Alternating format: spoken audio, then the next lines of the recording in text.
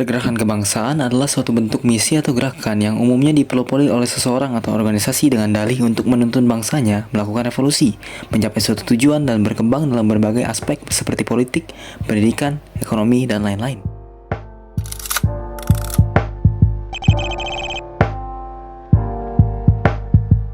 Komunitas Jawi adalah salah satu gerakan kebangsaan di Indonesia yang berperan dalam pengembangan di bidang pendidikan dan keagamaan.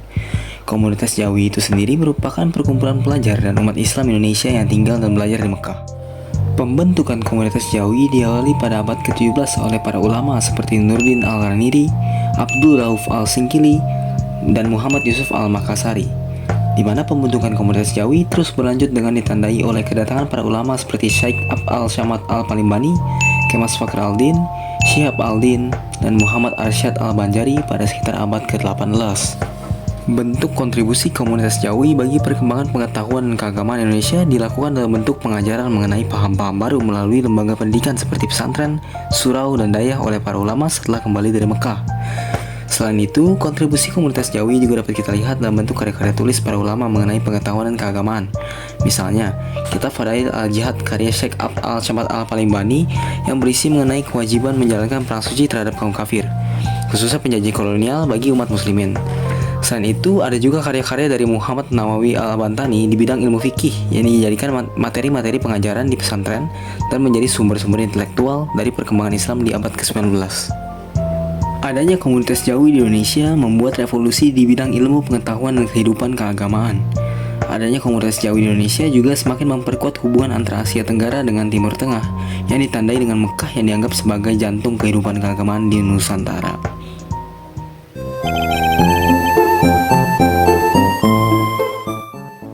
Mahatma Gandhi adalah tokoh yang berasal dari India dan merupakan tokoh yang mempelopori gerakan kebangsaan di India dalam usahanya untuk mencapai kemerdekaan.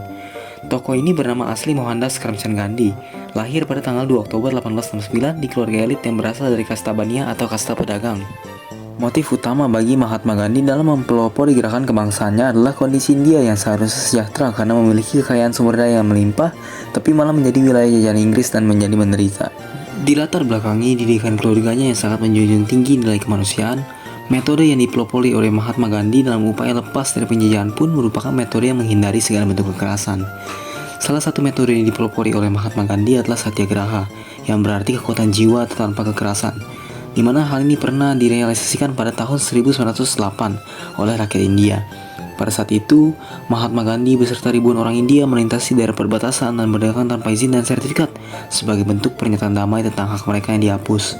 Namun karena hal tersebut, Mahatma Gandhi ditahan oleh pihak penjajah. Selain ahimsa dan satyagraha, Mahatma Gandhi juga mempelopori ajaran hartal atau mogok kerja dan swadeshi atau tidak memakai produk luar negeri. Hal tersebut terbukti efektif dalam melawan pihak penjajah, karena dengan adanya ajaran-ajaran tersebut membuat perekonomian Inggris di India semakin menurun, yang berakhir pada tahun 1947, di mana Inggris meninggalkan India, membuat India menjadi negara yang merdeka. Dengan demikian, dapat disimpulkan bahwa tidak semua harus diselesaikan dengan kekerasan. Mahatma Gandhi tahu jelas kondisi wilayah negaranya, sehingga ia dapat memanfaatkannya untuk melawan penjajah tanpa kekerasan. Seperti pada salah satu ajarannya, yakni Swadeshi, yang memanfaatkan produk lokal dan tidak memakai produk luar negeri. Dampak dari keberhasilan Mahatma Gandhi untuk menuntun India lepas dari penjajahan adalah membuat negara-negara lain di Asia termotivasi untuk lepas dari penjajahan juga.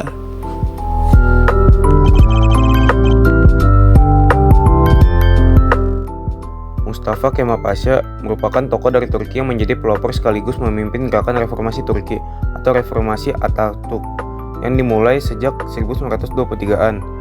Mustafa Kemal Pasha lahir pada 19 Mei 1881. Awalnya, Mustafa Kemal Pasha adalah seorang prajurit selama periode Perang Dunia ke-1, di mana selama menjadi prajurit, ia telah menunjukkan rasa kepemimpinannya seperti yang terdapat pada saat ia memimpin perang melawan Yunani pada 1919 sampai 1922. Reformasi Turki yang dipimpinnya dimulai pada tahun 1923 ketika Mustafa Kemal Pasha diangkat menjadi presiden pertama setelah lengsernya Kesultanan Ottoman. Pada reformasi ini, perkembangan negara Turki mengedepankan pada sekularisasi dan modernisasi. Karena sebelumnya, Turki atau Kesultanan Ottoman tidak ingin dan tidak mampu untuk mengikuti revolusi industri yang terjadi di Eropa dan cenderung untuk masih berpegang teguh pada tradisi agama. Mustafa Kemal Pasha memimpin gerakan reformasi Atatürk dengan ideologi ciptanya, yakni Kemalisme. Kemalisme adalah ideologi yang disimbolkan dengan 6 anak panah yang merepresentasikan ke-6 prinsip ideologi Kemalisme, yaitu republikanisme, populisme, nasionalisme, laisisme, statisme, dan reformisme. Ideologi ini bertujuan untuk memisahkan Republik Turki dengan sistem lamanya dengan cara westernisasi, sekularisasi, dan modernisasi. Reformasi Turki memiliki dampak yang cukup signifikan baik positif maupun negatif. Dampak negatifnya yakni munculnya kontra antara pihak religius dengan pihak sekularisme karena lunturnya nilai-nilai budaya dan agama akibat proses modernisasi. Namun, dengan adanya reformasi Atatürk, negara Turki menjadi semakin berkembang menjadi negara yang maju dan modern. Bukti nyata dari hal ini salah satunya adalah meningkatnya IPM atau Indeks Pembangunan Manusia jika dibandingkan dengan negara-negara lain di sekitarnya. Mustafa Kemal Pasha meninggal pada tahun 1938. Meskipun demikian, reformasi Atatürk tidak hanya sampai di situ saja. Penerus pemimpin-pemimpin Republik Turki selanjutnya terus melanjutkan reformasi tersebut hingga masa-masa sekarang. Jose Rizal adalah tokoh yang mempelopori gerakan nasionalisme Filipina untuk lepas dari penjajahan. Sejak kecil, Jose Rizal sudah memiliki pikiran nasionalis dan ingin berjuang. Alasan Jose Rizal adalah ia tidak ingin bangsa Filipina terus-menerus ditindas oleh bangsa Spanyol. Jose Rizal mempelopori gerakan nasionalis Filipina melalui karya-karya tulisnya. Karya-karya tulisnya yang paling terkenal adalah Naulime Tangere yang berisi mengenai bangsa Filipina yang diperlakukan buruk oleh bangsa-bangsa Spanyol, dan El Filibusterisme yang merupakan kisah lanjutan dari Naulime Tangere yang mengenai keserakahan pihak Spanyol yang ditulisnya semasa ia sedang melakukan pengembaraan intelektual ke Eropa pada tahun 1890 sampai 1892. Karya-karya tulisnya berhasil untuk menyadarkan Filipina pada saat itu dan menjadi cikal bakal motivasi dari pergerakan perlawanan Filipina kelak. Tidak hanya melalui karya tulisnya, Jose Rizal juga membentuk suatu perkumpulan sebagai bentuk perlawanan terhadap bangsa Spanyol, yakni Liga Filipina yang dibentuk pada 3 Juli 1892 di Tondo. Liga Filipina bertujuan untuk melibatkan rakyat secara langsung dalam gerakan nasionalis dengan cara menyediakan bantuan seperti modal dan lain-lain. Namun, perkumpulan itu dibubarkan oleh pihak Spanyol dan akhirnya mengasingkan Jose Rizal ke Dapitan.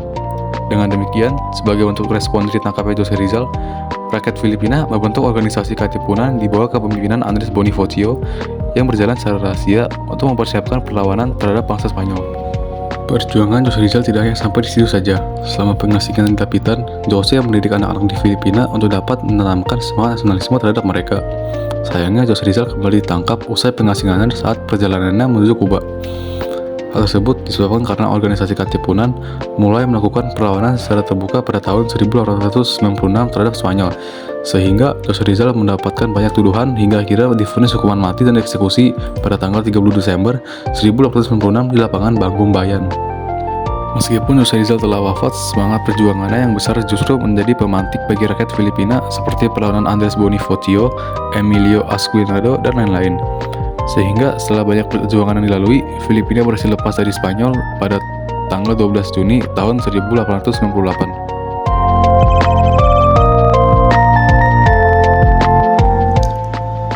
Ho Chi Minh adalah tokoh yang berasal dari Vietnam dan merupakan orang yang memelopori gerakan revolusi untuk meraih kemerdekaan Vietnam. Ho Chi Minh lahir pada 19 Mei 1980 di Nghệ An, Vietnam.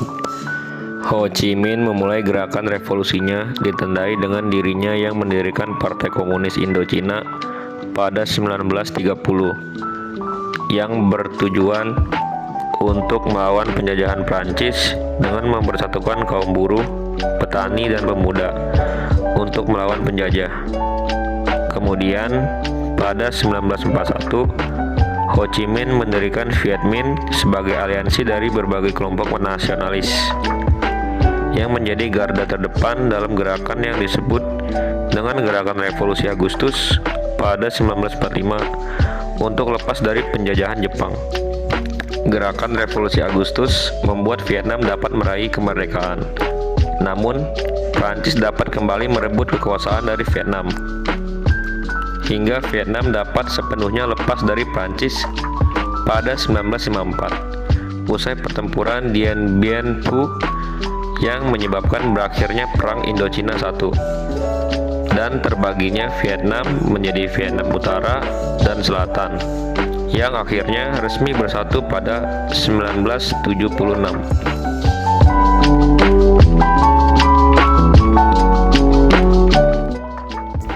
Sun Yat-sen adalah tokoh dari Tiongkok yang mempelopori pergerakan kebangsaan untuk menggulingkan dinasti Qing. Sun Yat-sen lahir di Xiangshan, Guangdong, Cina Selatan pada 12 November 1866. Ia terlahir dalam keluarga petani yang miskin. Kendati demikian, Sun Yat-sen mampu untuk menamatkan pendidikannya, yakni 3 tahun di sekolah misionaris Inggris di Hawaii, juga 1886 sampai 1892 sebagai mahasiswa kedokteran di Wahoo College, Amerika. Alasan utama dari keinginan Sun Yat-sen untuk menggulingkan dinasti Qing adalah karena dinasti Qing bersifat terlalu konservatif atau tidak mau menerima perubahan. Hal ini dapat dibuktikan dengan ditentangnya rencana reformasi 100 hari yang diusulkan oleh Kaisar Guangxu pada 1898. Sun Yat-sen melakukan pemberontakan untuk menggulingkan dinasti Qing dengan membentuk berbagai organisasi seperti Xingzhonghui atau Revive China Society dan Partai Nasionalis Cina guna mendukung seperti dalam hal pendanaan dalam penggulingan dinasti Qing dan melakukan revolusi yang dikenal dengan Revolusi Xinhai. Salah satu upaya yang dilakukan Sun Yat-sen adalah mempropagandakan 3 prinsip rakyat, yaitu nasionalisme, merdeka dari dominan asing, dan menghendaki persatuan pada seluruh rakyat. Demokrasi, hak rakyat kedaulatan tertinggi berada di tangan rakyat, dan penghidupan rakyat. Seluruh rakyat harus memiliki kehidupan yang layak. Dari propaganda ini, Sun Yat-sen ingin menggabungkan ideologi nasionalis, demokrasi, dan sosialis dengan mendirikan satu negara, yakni Sanminju I. Pergerakan yang dipelopori Sun Yat-sen mulai memperoleh hasilnya pada 1911, ditandai dengan berdirinya Republik Tiongkok di Cina Selatan, usai memenangkan peperangan dengan dinasti Qing di Wuchang pada 10 Oktober 1911. Keberhasilan ini disusul dengan banyaknya provinsi-provinsi Cina yang memilih untuk bergabung dengan Republik Tiongkok. Selain itu, salah satu jenderal Tiongkok, yakni Yuan Shikai, juga memilih untuk memihak pada Republik Tiongkok, meski dengan dalih akan diberikan gelar presidenan setelah dinasti Qing runtuh. Hal tersebutlah yang menyebabkan runtuhnya dinasti Qing pada 13 Februari 1912. Sun Yat-sen yang awalnya menjadi Presiden Republik Tiongkok dari 1911 sampai 1912 pun menyerahkan gelar presidennya kepada Yuan Shikai, namun kembali menjabat sebagai presiden pada 1923 sampai 1925, usai menggulingkan Yuan Shikai yang kembali mengubah sistem Tiongkok menjadi monarki. Hingga akhirnya, Sun Yat-sen wafat pada 12 Februari 1925 sebagai tokoh yang berjasa dalam menyatukan wilayah Cina.